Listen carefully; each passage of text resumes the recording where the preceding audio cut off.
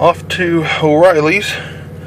If you can see, two little clips busted from the corner of the bumper, which I believe, if I got new clips, I would fix that. And then if I can get some yellow paint to match somewhat well, we might be in business, guys. That's pretty fantastic. Taxi!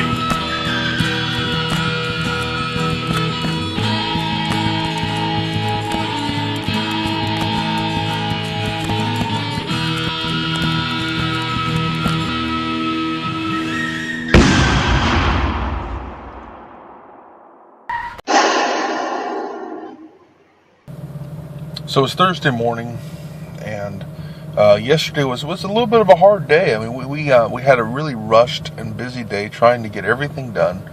My sister-in-law watched our children. Really grateful for that too. In the morning, so that Stacy and I can go fill out the accident reports. It was just a rush day, and we didn't really have a lot of time to process the emotion of it all. And even though I'm not anxious about this, I know God's going to take care of it. It's very expensive, and I don't know how it's going to be taken care of at the moment. Even though that, at the end of the day, depression just started to sit in with me, and with Stacy as well, and it just kind of washed over me, and I just was really depressed. And the temptation is, whenever depression comes, to think that it's a part of you, and that you have to get rid of it, and you have to fix it. And I want you to understand that you can use whatever analogy you want, whether it's a storm or the valley. I mean, it's the same thing. We don't have to fear it because God is with us. And Psalmist says, though I walk through the valley of the shadow of death, I will not fear, for you are with me. God is with us. And when we're going through these problems, we have to understand they are not us. This depression is not me. This depression is not necessarily caused by me, and it's not something I have to fix.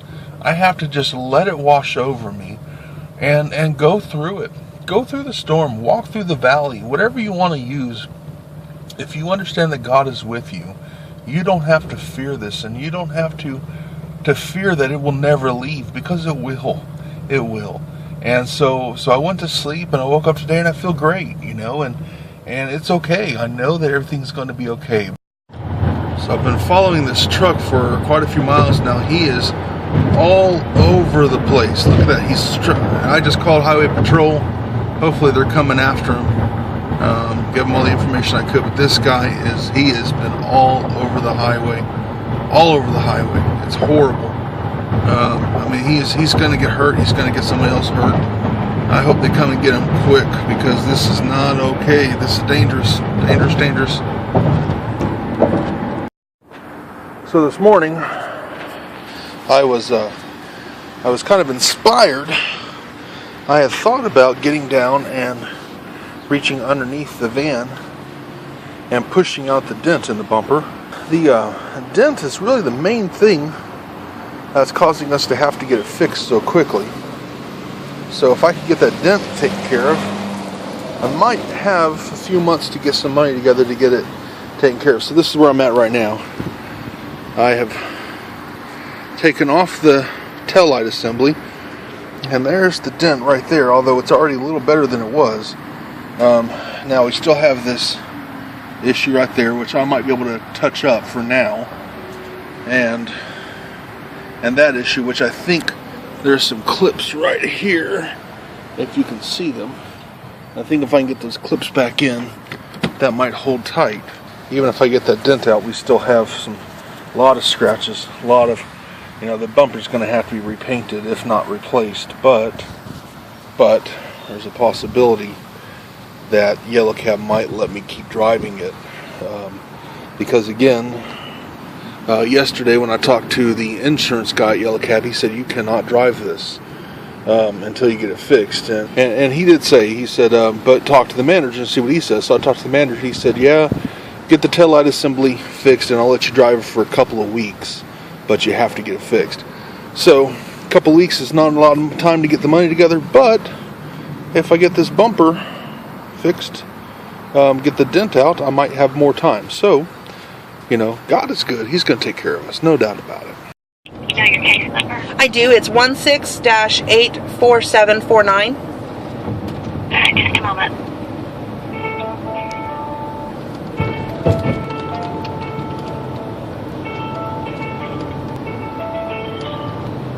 Ma'am, there's no suspect, no tag number on the suspect vehicle. There's nothing here for the officers to follow up on. Well, no, he did. He had a partial plate and the make and model of the car. Yes. Okay, a partial plate is not enough for us to go off of. Oh, I'm sorry. That's not. It says it's a red Ford truck with no tag, so. Wow, he wrote all that down. And he even told me that he thought. Ma'am, he may have written it down, but we cannot launch an investigation on just a partial tag number. We can't run registrations by partial tags. We need a complete tag number to run that. Oh, okay. That's just not what he told me, so that's why I was checking. He told me to check in because he was confident with the information I gave him. They shouldn't, but unfortunately they tell people that frequently. Because they're not really familiar with what we do here in the office. Anything else? No, thank you. Alright. Wow. It's crazy. So we had a little bit of a setback in that the police have decided not to pursue the case. So that means there will be no insurance claim, which I wasn't pinning my hopes on anyway.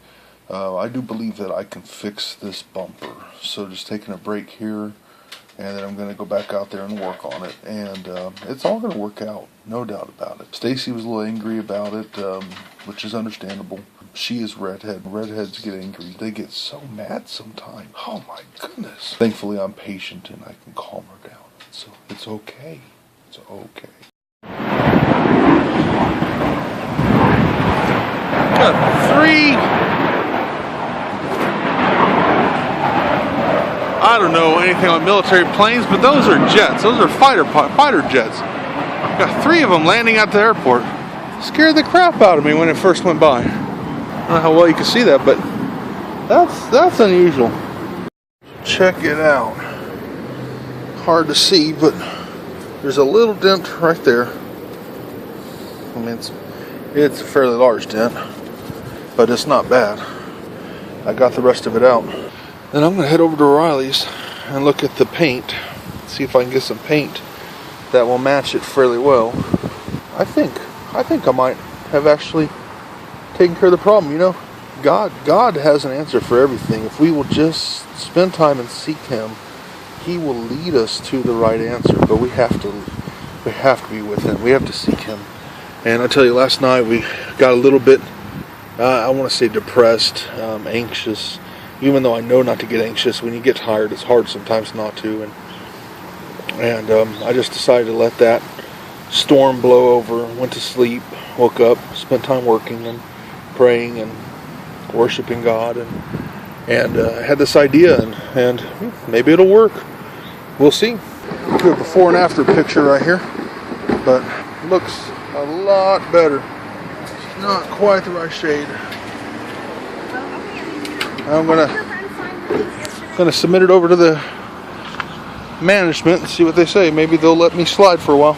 So to wrap it all up, sent pictures to the office manager to see if it would be passable until I could afford to save up, knowing that in May, whenever it's inspected by the city, I will have to have it done properly. And so I just got a text back from him, and I'm going to read it. And there's the text. Let's see here.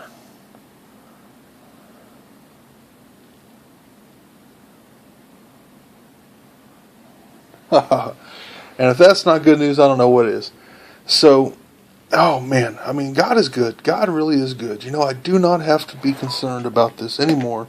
And, you know, I know I am human, and so I fight with my human nature, which my human nature is to be anxious and concerned, even though my spiritual nature, which is of God, knows that God always takes care of us. And He always, always, always, always does it. I think my goal in life is to show God's glory, and I hope I've done that once more. Taxi!